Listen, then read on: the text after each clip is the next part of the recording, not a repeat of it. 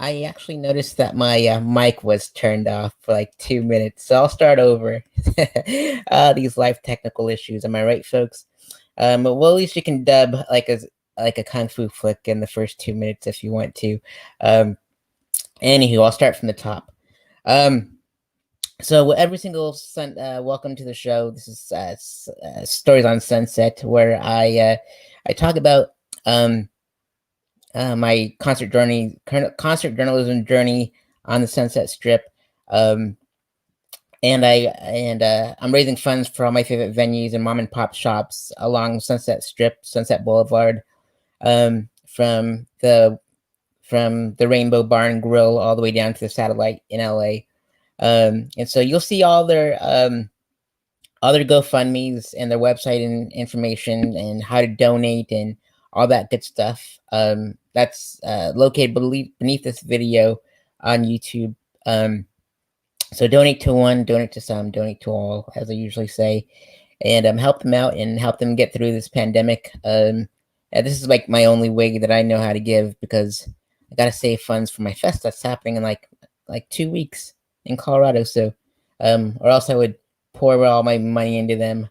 But yeah, they were all my safe havens, and I can't thank them enough for keeping me safe out in LA and giving me an excuse to go out and doing something great for the music community out there. Um, but anywho, this story tonight is about the time I covered Santigold at the House of Blues, and it was presented by Rock Nation, and it took place on February 9th, 2013. And it was she was supporting her album called Master of My Make Believe, and I didn't know that it was Grammy weekend. I should say weekend, or they call it Grammy week, but I'm not very familiar with all. I know what the Grammy is and the Grammys, or however you want to call it, but I'm not really like fond of award shows because it's the same thing. What are you wearing? Blah, and over the top performances and stuff like that. But it's cool if whoever likes them, whatever. But not my cup of tea. But it was Grammy weekend, and it was pretty rad. And the only reason why I chose to cover Santigold at the House of Blues is because one of my favorite MCs, Jizza from the Wu-Tang Clan, happens to be in her music video, "The Keepers," and he's riding in a car. I don't want to spoil it, but it's such a really awesome music video, and a great song, and it's perfect for like the current times at the moment with all the riots and all that stuff. But pay attention to the lyrics, and you'll see what I mean. And watch the video. I mean, it's really intense. Definitely check that out. But I remembered she had a lot of background dancers, and her show was quite entertaining. And all that stuff. And and I think it was like the coolest. There we go. That should help out the venues. But I remember like she had background dancers, and they were like she had her heels on the ground, and they were picking her up and by the arms and pulling her from one direction to the next, and it was quite. She took control of the entire stage, and it was pretty awesome to see that. Uh, and so after the first three songs, that's the rule of the photographer in the photo pit. Got to make your way back up to wherever you want to go and write your article. And as you know from my previous episodes, I'm like an old school journalist where I just take a pen and a pad and just write along. And so it was pretty wild downstairs because it was sold out completely. And I really, I'm not really fond of being around a lot of people with my Capricorn, but not my style. So I made my way to the very top of the balcony, and I watched the performance from one of the TVs that were up there, and I was jotting down my notes, and I was all Wu-Tanged out from head to toe, and I think I had a Santigold shirt because I always buy like my merch from the shows because I always get in for free because I'm part of the press, which was pretty awesome. But I was just jotting down the notes and everything, and minding my own business. I look over to my right, and there was a big old commotion happening, and like people were like making room for people to walk in and everything. And I'm like, what the heck is going on around here?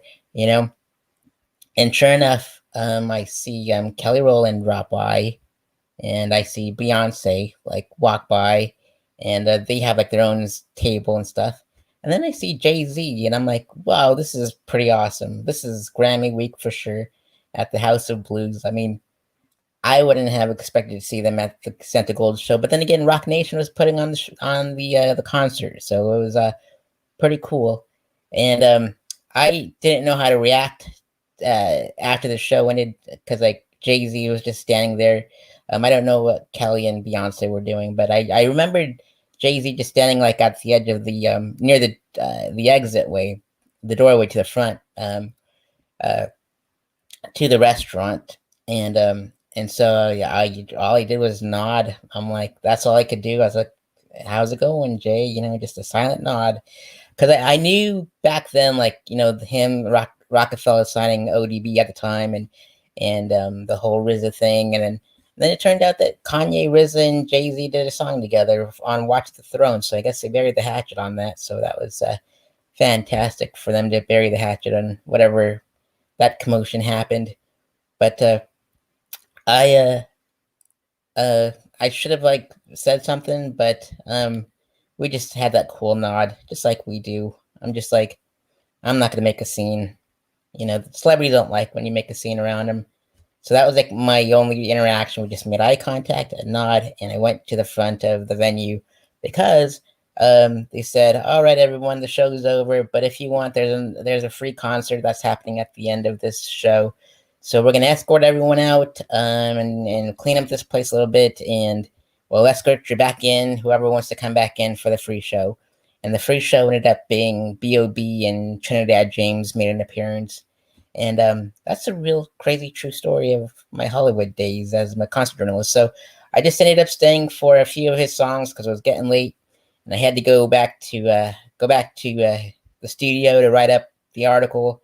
And then after the article was written, I had to go back home and go back to my day job from 7:30 to 5:30 and go to another concert the day after.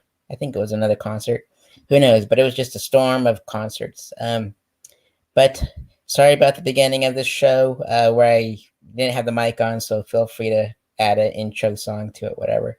But that's my Santigold, Jay-Z, Beyonce, Trinidad James, B.O.B. story, House of Blues story. Hopefully you enjoyed it. Next week, I will be sharing my story of the time I saw Corey Taylor of Slipknot and Stone Sour at Book Soup, and he was doing a signing there, and I got to be there for it, so that was pretty cool. But yeah, totally different genres. I know I'm all over the place with these genres, but as I mentioned before earlier in this episode of Stories on Sunset, I'm raising funds for all my favorite venues that are located on the very bottom of this video in the description box below. So you can find their GoFundMe's and visit their websites on how to support them during these times and help them get through these times. And hopefully we can go back to seeing live music and checking out these cool gigs that we once had. And that's about it, really. So for this episode of Stories on Sunset, I am Sarathne. This is my message in a bottle. This is my SOS to the world. Tune in next week as I share my story about Corey Taylor of Slipknot and Stone Sour. Have a good night, and I will see